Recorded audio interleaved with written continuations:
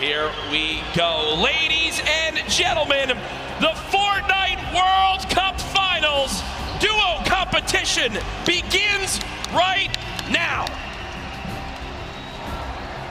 Jesus. So you're hitting a couple trees, you're getting 20, 30 materials like it's nothing. Let's shift our focus though towards the middle of the map here at Dusty Divot. And it looks like Landjock and Punisher go out very, very early in this first game to Tetra and Eclipse, the new Rogue members. They're wasting a lot of material right now. You can already see it. He's got only 100 maps left. That's 10 builds. These early game fights are always so detrimental. You have to be very, very, very particular to make it to the late game if you guys don't have some sort of crazy rotation, shadow bombs, or anything like that. Here's another fight going on towards Fatal Fields, and with how little materials there are, you gotta think these players down low who are already just on light HP are in a tough spot, and there it is. Scarlet and his duo, Bell, get the quick elimination onto Brush. And that's going to push back Brush's duo into Fatal Fields to try to hide for a brief moment. That will bring a lot of attention over. If you are Scarlet and Bell, are you sprinting back over that fight? I think so. Now across the map, though, an engagement going out between KBB, Yuang, and his, their duo up against Vinny and Zexro, and there's the knock right there, Ninja. Drum shotgun's very powerful. It's definitely underrated. You can get inside somebody's one-by-one right there. I mean, there's another knock with a drum shotgun, just absolutely wreaking havoc. Yuang trying to take this wall. I think his teammate is not going to be able to stay alive, so it's going to be Zex and Yu. He's got the shield advantage. All he has to do is play this patient. I'm pretty sure that these guys don't have that many materials, so. But he's going to get the revive off, and now it's a 2-on-1 again. Zexro staying confident, though. Knowing right now, still at over 150 HP. The teammate has to be at 30 health. The wall comes through, trying to spray it, and it's not going to happen. And you see Zexro right there, hands right to his head. Some solid damage done, but Yuang dropped down to 59 HP. Continue to rotate in your favor. I mean, I'm still looking at a lot of these guys' inventories. One guy just gets knocked in front of him, like he's going to try to save his teammate. It's not going to happen. But there's not a lot of rotation items. I haven't seen a lot of shockwave grenades. I haven't seen a lot of shadow bombs. I don't see any launch pads in anyone's inventory. Yeah.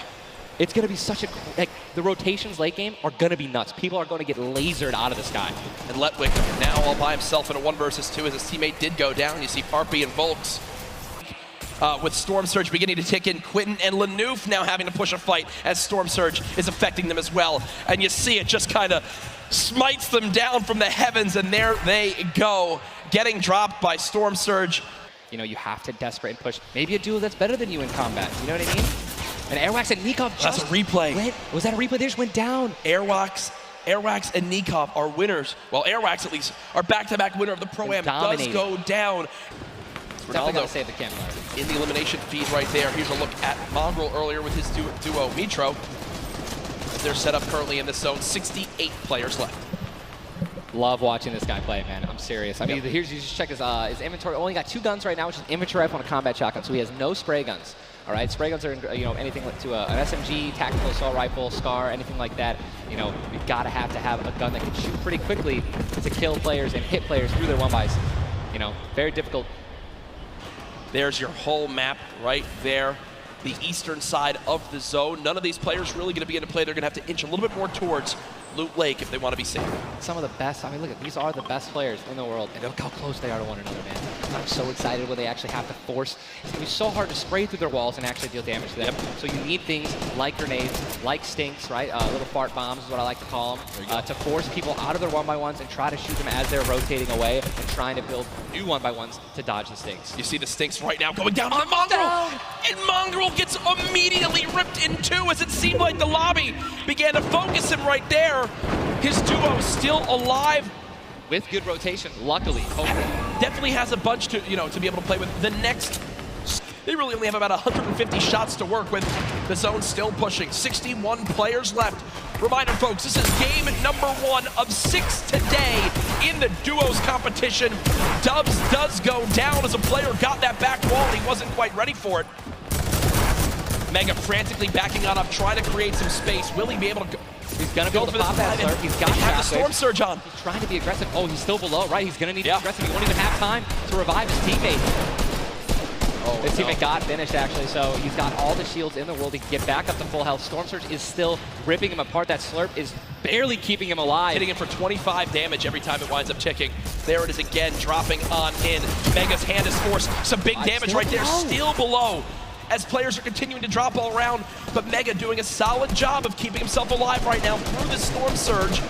Fantastic composure. Again, one of the young players on this stage looking to try to secure the title of Fortnite World Champion. No more dubs. The duo Still okay, down. So now he's finally above. Yep. Finally above, and guess what? The most important thing to realize, guys, look at that rotation. Yes, he's alone. Yes, his teammate's down. But he has an incredible kit to not only make it to late game, but maybe even clutch this win out. He dropped the shotgun. Okay, there you go. Got the combat shotgun, one of the greatest shotguns to have late game. Does incredible damage, long range and close range. And all the guys, the circle just rotated now into the storm. Massive amounts of distance needs to be covered. This storm surge is insane. It's still going on. Finally taken out, 52 players left. And this is where things are about to get serious, guys. Thomas drops some ammo right there for his teammate, Inclusia. And you see Thomas, that epic infantry rifle, one of your favorite weapons, Ninja. Oh, what is so good about that assault rifle? It 100% rewards pinpoint accurate players, right? There's no bloom necessary. Your marker, your aim is right on their head, boom, you're gonna get that headshot, you're gonna get 80 points of damage. And there's now the upgraded versions, the Legendary and the Epic, have 10 shots instead of 8. So I mean, it just packs a punch, man. It can really catch players off guard, and that's exactly what you're going to need when you're playing against these top players who will literally build and protect themselves when they get shot once. Folks, there are 45 players left in this very, very small zone. We are now on our 6th storm. You see it's about to begin to move, and players will frantically have to go across the map. Zayt and Saf right now discussing exactly what they should drop, pulling up their map, looking exactly where they have to go. 44 left in this one. We already got people using shockwave grenades, guys. This is a very far rotation for the second movement circle, so this is actually going to move very quickly. These people are going to potentially get stuck on their launch pads because there's so much frequent building. It's going to be nuts. And who's going to try to take the high ground? Because after this first circle goes, this is where people start to only try to use the high ground. And we know high ground is everything in competitive Fortnite late game. Everyone frantically moving away from the common enemy of everyone, which is that storm circle. Macwood taking zone damage. Daedra as well. King slowly bouncing on through with the shadow bomb, and does land. Storm? Yes, but taking no storm damage, just playing right on the edge of it. Yeah, right on the edge of the zone right now. We'll just stay boxed up for a brief moment. As now there's 36 players remaining, stomping the elimination feed. Arkram now goes down as well. You can see the elimination feed on the top left to keep track of your favorite players. There's so much is going on. This is what tunneling is. When you hear players mention tunneling, this is it right here. You move with the zone, you tunnel your way in, give yourself cover, but not a lot of materials left. Only 22 builds, and this zone is stacked. But look who's on the high ground. It's Mr. Savage and Benji Fishing. That would be your 2 picks, so good for you. All right, I have to owe you a bet there, man. That's that. All right. Bongo, unfortunately, do we still know if Mitro's still alive? I mean, listen, people are dying left and right, being eliminated. More Savage just used another shockwave grenade. He already had high ground, though. The question is, are people going to try to take it? You know that if you really want the chance to win this, you're going to have to try to take the high ground off him or have a rocket launcher to just take him out of it. He's just so weakened. Mr. Savage just looks up and beams the player out of the air. It's all Benji Fishy and Mr. Savage in the elimination feed right now. 24 players left in this one. But 20 duos. There's almost no duos remaining, Ninja. Right, this is all solos, and this is kind of what's going to happen, man. Mr. Savage goes down. It's up to Benji, and listen, Benji's been in this position before. We know he can handle it. Nitro's still in the game as well. I just saw him. He looks incredibly healthy, but now taking some storm damage. Benji's just going to try it. Look at the materials. Not a lot left. They're only using their shadows. I think he has 1 build left. Yep. That's it. That's all he has. He's got 10 total builds. 10 total builds. He's just trying to outlast as many players as possible. Remember these placement points. We've made it into our top 10 duos. Now into our top 8. Zayt and Saf now. Zayt and Saf now on the high ground. This game. One of the few, the only duo left. This has a Zayt and Saf win written all over it. Mitro, Mongrel's duo, was all by himself very early on. Still alive in this one. 40R Storm now getting beamed. Can the North American duo of Zayt and Saf close this out? Raining down fire from up top. You see the frantic builds coming in. Benji Fishy goes down. Mega, Mitro, and Scarlet on the low ground. Shots still coming on in. Zayt and Saf just sitting pretty. God, Mitro just got a double, I think. 5 limbs. Tries to get it done. Not enough. Zayt and Saf, 2 versus 1. Will they take game number 1? Yes, they will!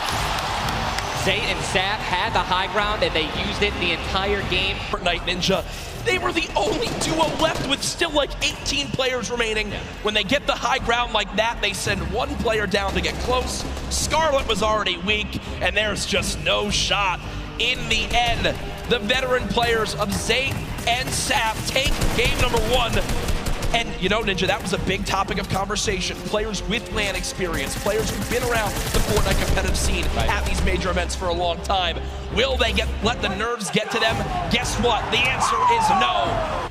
Who do you think's up top of it right now? Well, guess Saf what? and Zayt. It's Saf and Zayt, but and Benji, Mr. Savage, man. Just incredibly clutch solo moves and plays. Both of our predictions. Both of our predictions. And they're still up there. Guess what? Imagine when they're healthy and when they actually get some good rotation items. I'd love to see how they're going to play in the late game, man. Placement points so key. You did a great job pointing out Mitro at the end. Not only does he stay alive, not only does he perfectly use his materials and his movement items, but he somehow finds 5 more limbs, putting his team from probably an abysmal game 1 to top 3 in our leaderboards.